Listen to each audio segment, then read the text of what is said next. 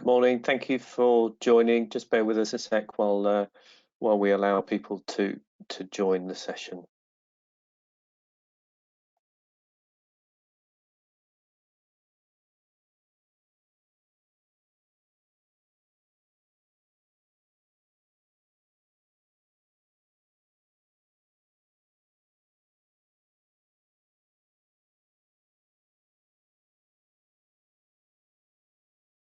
Just bear with us a minute or so. We're just I'm still watching the number count go up. So when that slows down, we'll kick off.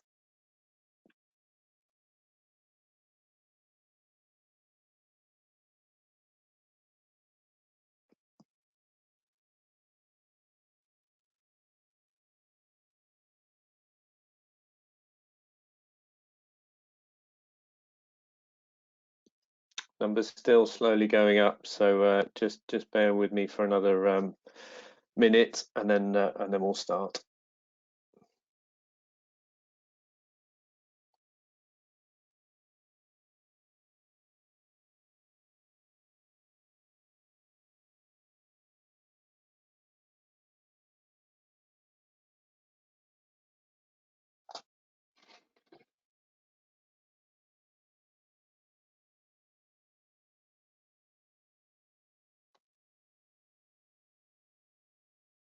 Just keep bearing with me for when my clock ticks 10:03. We'll start kicking off.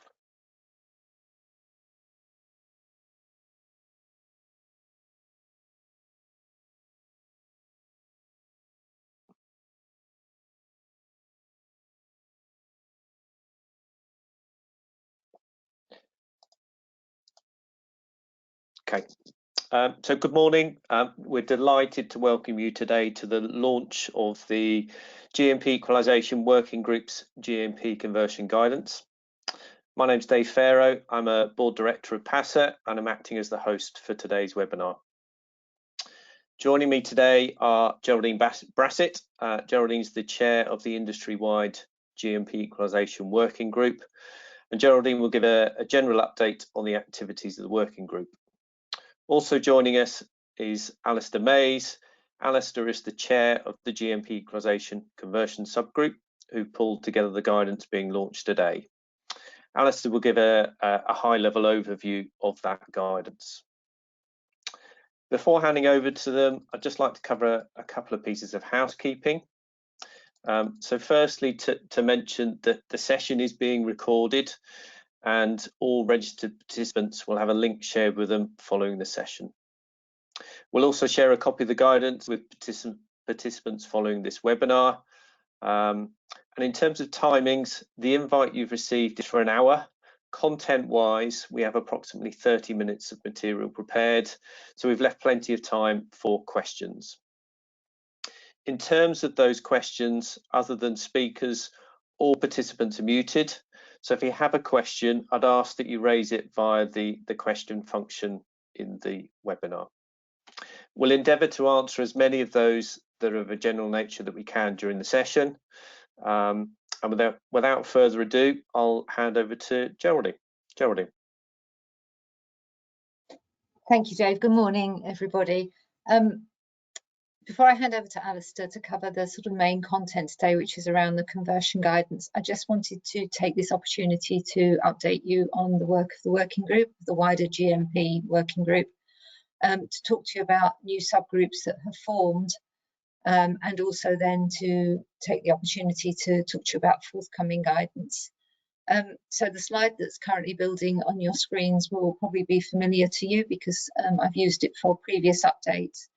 So you'll be pleased to know I'm not going to go through this in detail, but really just call out new developments from within the industry-wide GMP Equalisation Working Group. So firstly, if you look at the list of subgroups, which is certainly on the right of my slide as I'm looking at it, those are very much as we've had previously, with the exception of the formation of the administration subgroup. So we did this in response to industry requests. Where we find ourselves now is that many administrators are in the detail of starting to implement GMP equalisation. And this is bringing up points which we might not have considered previously and might be specific, for example, to how we implement a change to a retirement calculation. So really quite detailed points. And it will be the remit of that group to look at these and to provide some feedback to the industry on how administrators collectively are looking to address them. So if you'd like to know a little bit more about who's on the subgroup, we released a blog yesterday, so you can find that on the PASA website. It's also on LinkedIn. You'll find access to it. We do say in there, and we'd very much welcome this, that there is the opportunity for administrators, schemes, trustees to raise questions with us, and there's an email address where you can do that. If you do, could they be questions of a generic nature, because the group obviously can't deal with queries specific to individual schemes. So that's the update on the subgroups. I think the other area I just wanted to highlight was what's coming soon. It sounds like the cinema, doesn't it? What's coming soon? Historic transfer values, we are starting to see an increasing level of interest in this. I'm really pleased to say that the guidance is drafted. It's just going through final review, so we expect to be coming back to you with a launch date for that very soon. But it is imminent, and as I say, it's drafted and being reviewed. Similarly, anti-franking is in final draft, so again, we expect that to be coming out relatively soon. Further communications guidance, which we've been promising, is scheduled for early autumn. And then the administration group will be putting out shorter but more regular industry updates, probably in the form of Q&As. We've met a couple of times now, and we expect that the first Q&As to be coming out in the next 4 to 8 weeks. So please do watch this space, and as I say, that won't be subject to webinars and launches. We will just keep updating that, so it will be, keep going back to the PASA website. So that's what I wanted to cover in terms of an update on what the group is working on. I always like to have sort of this session to update you, because it does give me an opportunity every time to say thank you to the members of the main GMP Equalisation Working Group, the chairs of the subgroups and the subgroups themselves. I'm in the privileged position, I see the amount of work that these people commit to producing this guidance in the background, and I can't give them enough thanks for all their hard work and commitment, and particularly for today for Alasdair and his subgroup, where I've seen them have lots of meetings and go through many drafts of this guidance to make sure that the industry has something useful to support them on their conversion journey. So again, my thanks to Alasdair and the group, and on that note, I'm going to hand over to Alasdair to deal with the main topic of the day, which is to give you a high-level overview of the guidance.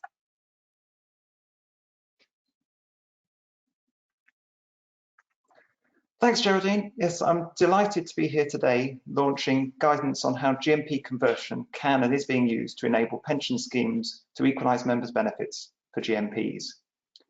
We've packed a lot into the guidance, and hopefully it will make good reading for your Friday afternoon. Over the next 20 minutes or so, I'll cover the highlights, and then there'll be an opportunity to answer your questions. Do feel free to submit them as we go along, and I see some of you have already submitted some questions, so that's all good. The plan is that there will be a further webinar in September, October time, which will go into a bit more detail and give you the opportunity to ask further questions having read the guidance. So what am I going to cover this morning?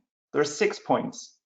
Whilst I've been living and breathing GMP equalisation in its many different guises for several years, I realise and indeed hope you haven't. So I'll start with a brief recap of the different approaches to equalisation, just to put the guidance into context. I'll then explain what GMP conversion is, and I'll cover the potential benefits. I'll then explain which schemes are likely to use GMP conversion, and indeed which are unlikely to do so. I'll then talk about how GMP conversion is being used in practice. The guidance is full of practical examples showing how schemes have been using GMP conversion. And I'll finish up on pensions tax, as I know many of you will have heard that there can be pensions tax issues with using GMP conversion. I'll explain the key points.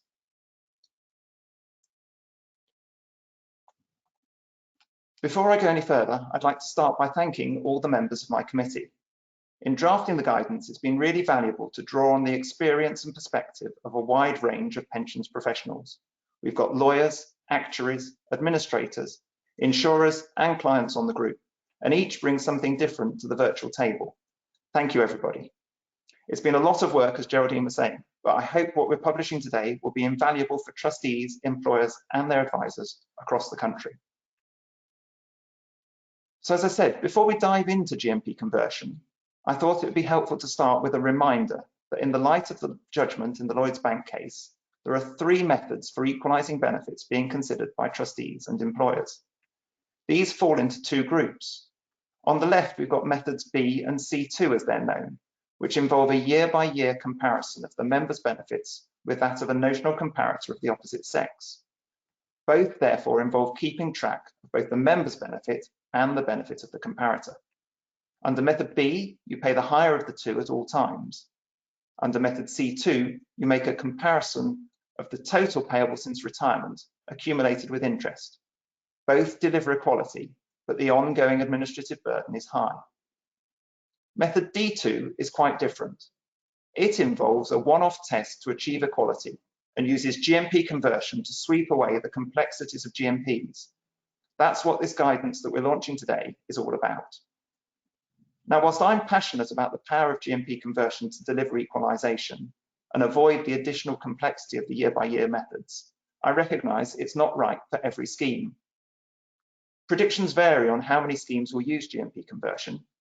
The most recent annual survey by the Association of Consulting Actuaries, the ACA, found 43% of respondents were likely or very likely to use GMP conversion, with only 31% likely or very likely to use a year-by-year approach. 26% were undecided. A survey of Mercer clients was very similar, suggesting 59% looking to conversion. Surveys by Aon and WTW have both suggested something along the lines of a 50-50 split for those that have made a decision, at least in principle. My feeling is that we could therefore very easily be looking at between 1/3 and 1/2 of schemes using GMP conversion to equalise for GMPs once everyone's made a decision. That could be something like 1 to 1,500 pension schemes that will go through this process, and perhaps as many as 2 million members. I hope that helps to bring to life for you just how big this could be, and in that context, I hope this guidance will be really valuable to the industry as a whole. So that's the background. What does GMP conversion involve? Well, from an actuarial perspective, it's quite simple.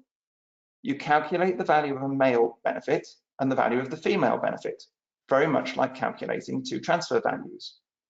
You work out which is the higher of the 2, and then provide a new benefit of equivalent value to that, but which does not contain a GMP. It sounds simple, but obviously the key objective of the exercise is to achieve equality. The value test I described only applies at a single point in time, the date of conversion. What happens in future depends on the benefits you provide after conversion. Alongside providing equality of value at the point of conversion, all of the schemes in our guidance also ensured equality of benefit payments thereafter. That is, the new benefits provided following conversion provide the same income in future, no matter whether the member was male or female. To do this, you don't just convert the member's GMP, you convert the whole of their pre-97 pension, and we explain what this means in the guidance. So that's the equality angle. What about how GMP conversion itself works? Whilst GMP conversion is permitted by legislation, it's subject to certain conditions, and I've listed these on the slide. It's really important that a proper process is followed. The last thing you'd want to find is that your conversion was invalid. That would be a nightmare. In the guidance, we therefore provide flowcharts, checklists, and commentary on the key steps to help you along the way. Some of the conditions are easy to comply with, such as not reducing a pension in payment or not switching from defined benefit to defined contribution. Others are a bit more tricky. For example, the minimum level of spouse's pension on death. In the guidance, we set out some of the factors to consider and a simple approach that many schemes have been taking. It involves providing a minimum survivor's pension, which is 50% of the member's pension for all pre-97 service. A key condition I wanted to draw out is employer consent. Trustees need to have this in mind from the outset. It's vital that trustees make sure employers are on board with the idea of using conversion from the start. Now, some of you might be surprised to see at the bottom of the list, HMRC notification. You might well be thinking, hang on, didn't HMRC say they don't need to be notified anymore? You're quite right. The problem is that whilst HMRC don't need to keep track of GMP conversions following the abolition of contracting out, the GMP conversion legislation still states that a conversion is only valid if HMRC have been notified. In practice, trustees are still therefore notifying HMRC of GMP conversions. In the guidance, we explain how they've been doing so in a practical and proportionate way. So I've covered the what is conversion. Let's now turn to the why. Why would you use conversion? There are lots of potential benefits for using GMP conversion to equalise for GMPs. The key one, in my view, is avoiding the increase in complexity associated by the year-on-year equalisation methods, and instead taking the opportunity to simplify benefits. This can be a win for members, trustees, and the sponsor, but you do need to be careful. In each case, you need to consider the impact on members and the scheme. GMP conversions will not be right for everyone. So will it be right for you? We also address this in the guidance. We cover lots of different reasons why some schemes are more likely to use conversion than others. I've mentioned simplification a few times already. Schemes with complex benefits that are keen to simplify them are likely to use GMP conversion. Obviously, if you already have simple benefits, you might not bother. We expect that smaller schemes are likely to benefit. Admin costs can already be disproportionately higher for smaller schemes, and the year-by-year methods of equalisation could make that worse. Larger schemes, on the other hand, can spread the costs of the year-by-year methods over a wider membership, generating efficiencies of scale. Many schemes are seeking to buy out in the future, and insurers charge upfront for future admin costs. They also tend to charge more for complex benefits, as they're harder to hedge. For lower earners, and by that I mean those whose GMP is a large proportion of their benefit, GMP rules can restrict the member's ability to commute pension for a tax-free lump sum, or indeed even prevent them from taking early retirement. Schemes with a lot of lower earners are therefore more likely to find conversion attractive. On the other hand, schemes with a lot of high earners, and by that I mean those with large pensions or making large pension savings, are less likely to adopt GMP conversion, or at least only applies after retirement, because of the pensions tax issues that can arise, and I'll come on to these later. We anticipate many in-house administration teams will be keen to use GMP conversion to avoid the complexity and risk of the year-by-year approaches. Also, schemes with a pension increase exchange option or a bridging pension option, or that are looking to introduce one, may be keen, as the conversion will extend the potential scope of those options. There are some schemes where the year-by-year equalisation methods can be particularly onerous. When people talk about the year-by-year testing, they typically show an example of the male and female pensions crossing over just the once, normally at age 65. One of my clients, where we were calculating the arrears due on equalisation, we found that the pensions have been crossing over multiple times in payment. 30% of the pensioners who already had more than one crossover, and 5%, 10 or more. One member's benefits have crossed over more than 20 times between the member and the comparator since retirement. Now, the sums of money involved were not large, but the ongoing admin costs of the year-by-year methods were particularly significant for a scheme like that. However, balancing all that, conversion does involve making changes to members' benefits and making assumptions. Life never turns out as we assumed, as we've all seen over the last year. By definition, in using conversion, members will end up receiving more or less than they otherwise would. How material that is varies from scheme to scheme and member to member. In my experience, it's important to look at the impact across the whole membership. Each member is an individual, so it's just as important to look at the edge cases, those where the impact will be greatest, as at the average member. The trustees for any particular scheme will need to consider a wide range of factors like these on the slide and be comfortable that the pros of conversion outweigh the cons for their scheme and members. Okay, so that's the what and the who covered. For the final two parts of this session, let's look at the how. How is GMP conversion being used in practice? In the guidance, we cover 3 scenarios using 4 different pension schemes to illustrate what people have been doing and set out the impact for 6 example members. The first situation we consider is the easiest, a bulk exercise in retirement. This uses GMP conversion to equalise benefits for all pensioners and dependents in one go. In our examples, we look first at a member over age 65, so the GMP of both the member and the comparator is already in payment. That's the simplest case. We then look at a member under age 60 to illustrate the impact of conversion where the GMPs have not yet come into payment. The second scenario we consider is using GMP conversion at retirement. This involves equalising benefits for members individually as they retire. You might do this for a number of reasons. It might be that you're worried about the pension's tax impact of using conversion before retirement. It might be that the impact of equalisation in your scheme varies significantly depending on when the member retires. Or it might be because you're offering a pie option at retirement and doing both calculations at the same time will reduce overall costs. The third scenario we consider is a bulk exercise in deferment. This uses GMP conversion to equalise benefits for all deferred members in one go, what you might call a once and done approach. For each of these 3 scenarios, we look at a couple of different example members and we step through how GMP conversion was used by the particular example scheme and cover 5 key points: the impact on the members, the legal process followed, the actuarial process, the impact on administration, and the pensions tax treatment. I hope that this will therefore prove particularly valuable to you in helping you understand how GMP conversion could be used in your scheme and what the implications of the different approaches might be.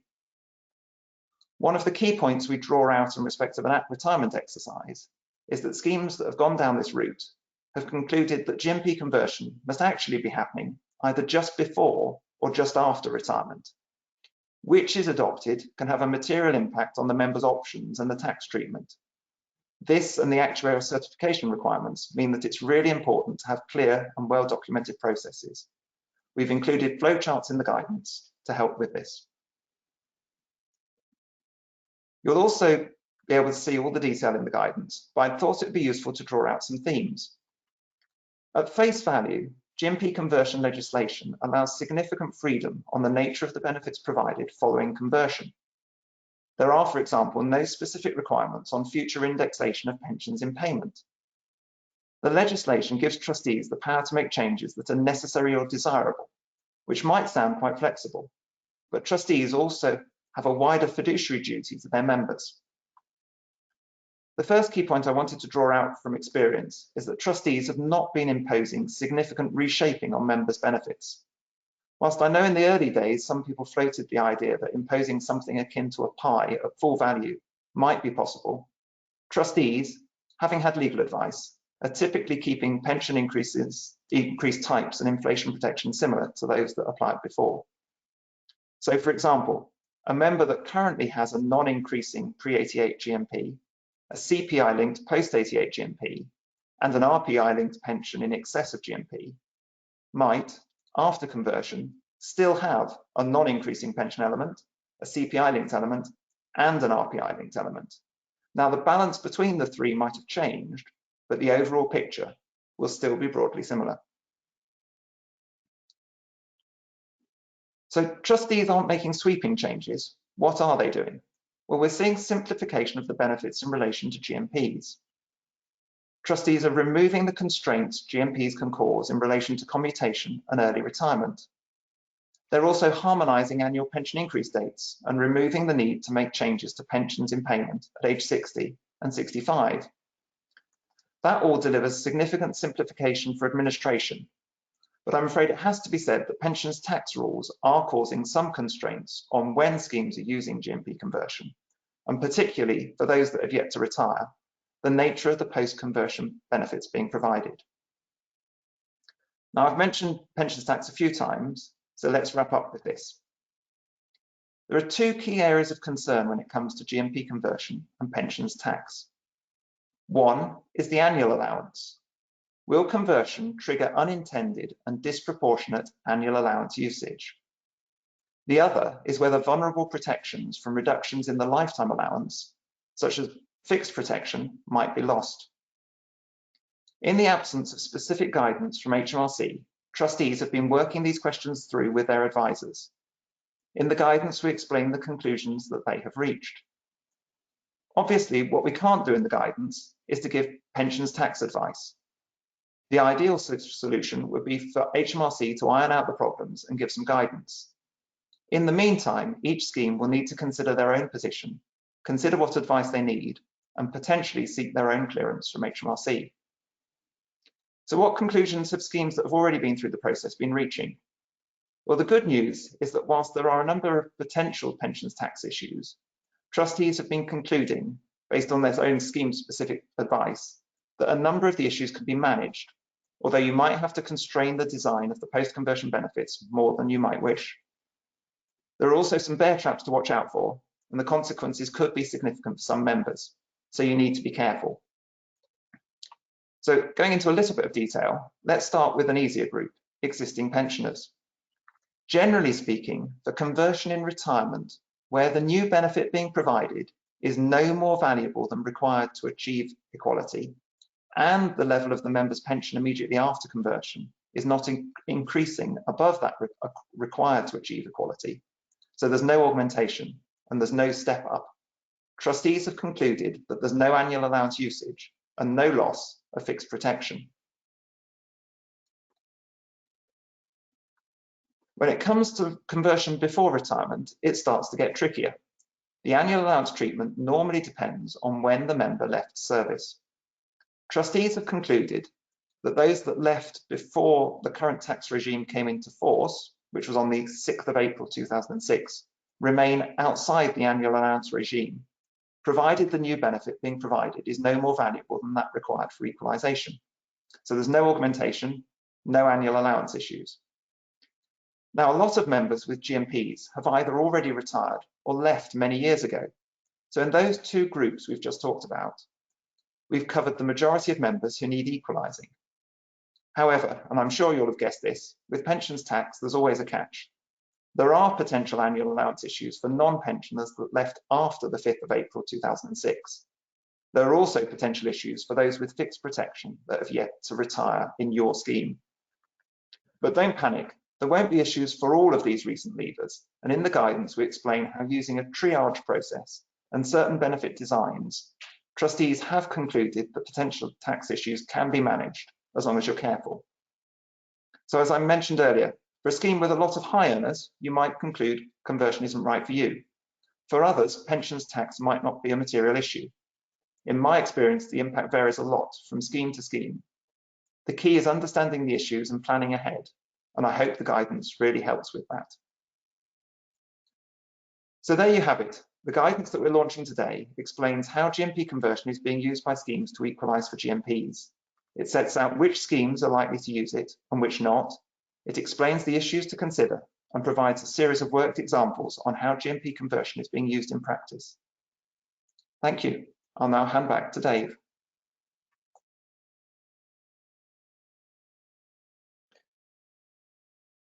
Thanks, Alasdair. I hope you haven't disappeared, because I'm hoping you'll be here to answer any questions that have come up from the participants. So if we've had a few come through, which is great. So if I can start with a question here. I saw you commenting in the press about a private member's bill that proposes changes to the GMP conversion legislation. What impact will this have? I'm assuming that's more for you, Alasdair. Yes. So last month in June, Margaret Ferrier, an independent MP, announced that having come 12th in the ballot for private members' bills, she was intending to bring forward a bill regarding GMP conversion. And what she's proposing to do is amend and clarify the legislation in respect of GMP conversion. In the guidance, we mentioned there are a few areas where the the legislation isn't perhaps as clear as it might be. And so hopefully what that bill is going to do is to clarify those points and amend the legislation just to smooth the process and make it easier for everybody. So for example, I mentioned not having to, the issue with having to notify HMRC of a conversion, even though HMRC don't want to be told. It'd be absolutely great if that was removed from the legislation. Okay, thank you. So if then move on to another question. Initially, some schemes were forced to use GMP conversion because bulk annuity providers would not offer the dual record approaches. Is that still the case? No, so yes, so certainly very early on, it was the case that a number of the insurers weren't in a position to offer dual record administration, the year-by-year approach. They've all been working on their systems and processes, just as all the third-party administrators have been. And so it's now the case that all of the insurers active in the market are willing to offer administration on a year-by-year basis. So that means you've generally got a choice. You can go to insurers with one or the other. Okay, thank you. And then you'll be pleased to know, I think this one's for Geraldine. Do we have an ETA for the historic transfer value guidance? So as I referenced, that's in final version now, so we're just formatting and reviewing that, and we're looking at a release date, but I would say sort of late summer, early autumn, so over the next 1 to 2 months. All right, thank you. Short break for you there, Alasdair. I've got you another one. I would have thought larger schemes would also consider conversion, because even though they can arguably better afford and spread the extra cost of year-on-year methods, the pounds amounts that would be saved will be higher and therefore relatively more favourable when compared with the additional upfront cost of conversion. Interested in your thoughts on this? Yes, so I think what we were trying to give is sort of an indication of who was more likely and less likely. They're not sort of hard and fast rules. And so certainly there are a number of larger schemes that I'm aware of that will be doing GMP conversion. And so, yes, it all depends on taking a number of different factors into account. But yes, it can be advantageous for larger schemes as well. Okay, thank you. And then next question. I was under the impression that applying conversion would mean that ongoing administration costs would stay the same or potentially be lower. Based on what you've covered today, is there the potential for ongoing administration costs to actually increase because of the need to manage any tax issues? I'd certainly hope not. And in terms of pensions tax, obviously it's something that will need to be addressed. And if you're, for example, doing conversion at retirement, you'd be talking to members about their pensions tax position at that point anyway. You'd just be making sure, do members have protection and that sort of thing. So you'd be allowing for that in your normal retirement process. So I'd hope conversion at retirement wasn't going to significantly increase your costs, but as you say, there are different elements of cost that you're looking to save when you're doing a conversion. By doing conversion, we're definitely expecting to save costs from what you've got to do in retirement and also when a member dies. But yes, it depends on whether you're doing conversion before or at retirement as to how much you save from that part of the process.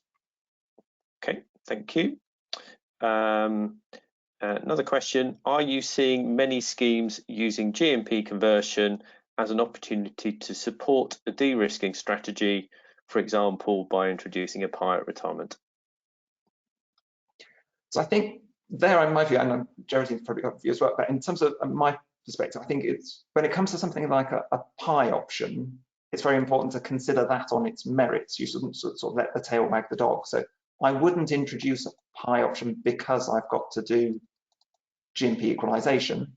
But if I was already doing a PI option and I thought that was the right thing for my scheme and my members, then that might make me more inclined to use GMP conversion in my scheme. I think just to add, what we are seeing is, as Alasdair said, where a scheme is considering a PI at retirement in particular, and they're aware that we are going to have to do some rework on the calculations to change the automation to allow for the conversion. They see it as cost effective to do the two at the same time.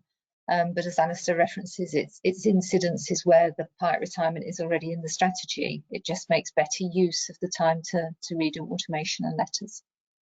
Okay, thank you. And then this is the last question I've currently got. So still time for anybody to submit anything they might want to ask. I understand PASA, the Equalisation Working Group, is planning a series of events in the autumn, and that it would include a further session on GMP conversion. Is that series of events something that either one of you was going to highlight or mention? Do you want me to pick that up? So we will be doing a series of events. We expect it to be what we're calling GMP Week or GMP Equalisation Week. So it will be a series of events across 1 week covering a number of topics.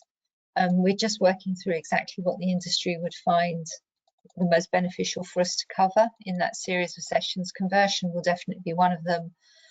Historic transfer values will be another, because that's very topical at the moment. And it's highly likely we will pick up some of these detailed administration issues. But please keep watching the PASA website. We will announce on social media when we've decided exactly what we'll be covering on the other days. Probably also communication, and we'll give you a timescale. Okay. But it'll be a real GMP fest for a week, I think. Well, there you go. Yeah. Something to look forward to, Geraldine. Who can resist? Who can resist? Okay. That's covered all the questions that have been raised today. So I don't know if there are any additional points either of you want to add. Otherwise, I'll look to close the webinar. Okay. All right. So just to close us off then, thank you again to our speakers today and also the participants for joining.